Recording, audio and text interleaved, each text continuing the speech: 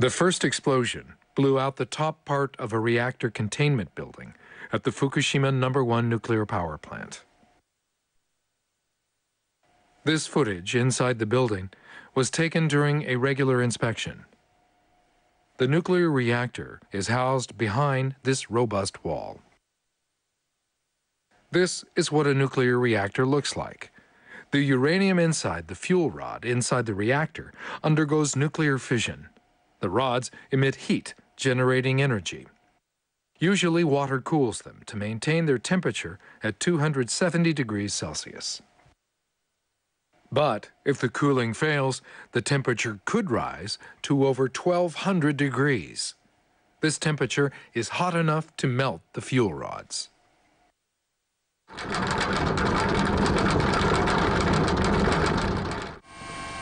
When the earthquake hit, the first safety system to prevent a meltdown was activated.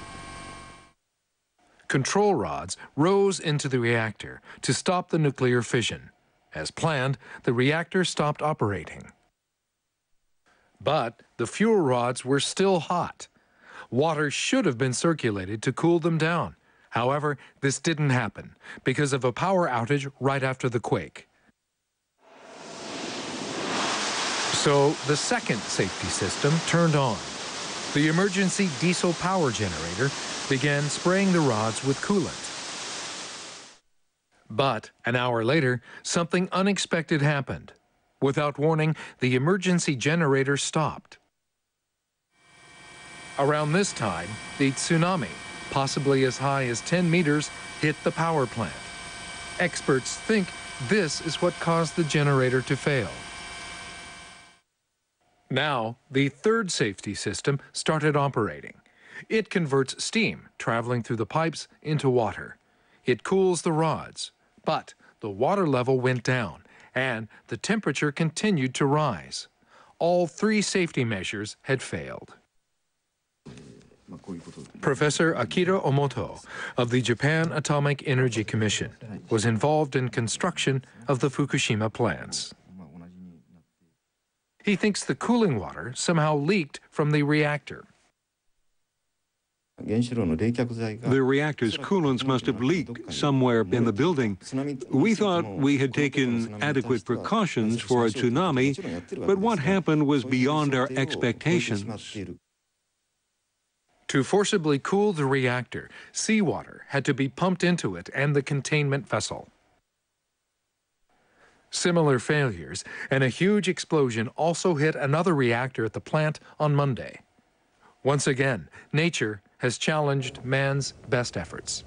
What do we know about the radiation threat? The government initially set up a 6-mile exclusion zone around the Fukushima plant after the earthquake, but a series of explosions at the nuclear plant released dangerous levels of radiation, and the zone was extended to a range of 12 miles. An explosion and a fire earlier this morning meant people living 6 miles beyond that zone, up to 18 miles away in total from Fukushima, were told to stay indoors. The government said radiation had risen sharply near the fire at reactor number 4, reaching a peak of 400 millisieverts an hour. The International Atomic Energy Agency recorded levels of 11.9 millisieverts an hour near the main gate. And further afield, radiation levels also went up. For example, in Saitama, 150 miles away from the plant, readings reached 0.012 millisieverts an hour. That's 40 times the normal level. Let's put that in context. The average person in Britain is exposed to 2.2 millisieverts every year through air, food and medical scans. In fact, a chest X-ray would expose you to 0.002 millisieverts of radiation. Smoking 30 cigarettes a day has a risk equivalent to 0.6 millisieverts a year.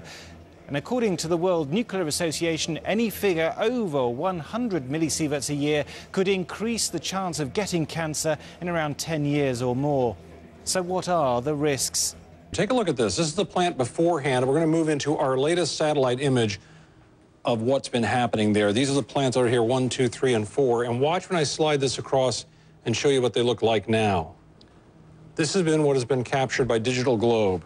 You can see the damage here, steam coming out of here, damage here, damage over here on number 4. What we know is in reactor number 1, you had a hydrogen explosion on Saturday. And number 2, we know we had an explosion on Monday, and the containment vessel seems to be cracked with fuel rods exposed there. Number 3, we have hydrogen explosion Sunday, suspected damage to the containment vessel, failure to cool the rods there, and evaporation of pool water, smoke rising from there. Plus, I'd like to point out this one, number 3, has plutonium in it, not just uranium.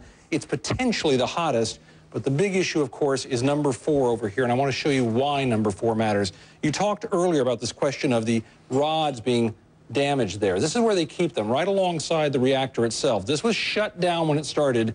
These are the spent fuel rods. They must be kept in water because even though they're not as strong as the rods you'd use in here, they still emit a tremendous amount of radioactivity. They must be kept cooled down.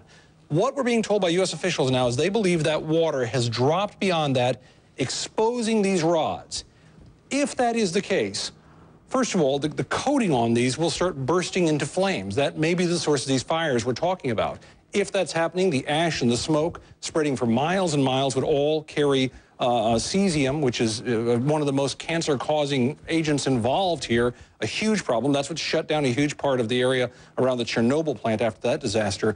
But just as important for right now, as you deal with the other ones, if we move forward here, if those are exposed that way, what they will do is emit so much radiation from an expert I was talking to yesterday, and as others have backed up, that somewhere between 50 and 100 yards out here, you're talking about fatal doses.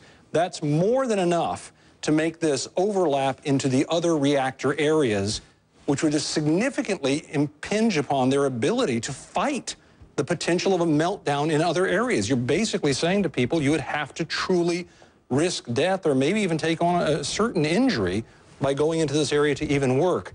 This is what we're being told now about reactor number 4, that those rods may be fully exposed, and I simply cannot stress what an incredibly perilous event you have if that is the case. If there's no water over those rods, nothing to cool them down, then what you have is those rods, even though they're not the most potent radioactive material here, behaving like the most potent because they're out in the open with nothing really shielding them, as would be the case if they were inside the containment vessel, which of course they're not. Jessica?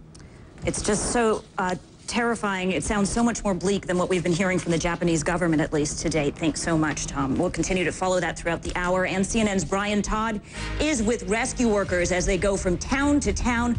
The weather is getting in the way of the search. We will get his latest report. And people who lived through the worst nuclear power accident here in the United States understand what the Japanese are going through. We'll revisit the 3 Mile Island disaster and the fears that still exist there.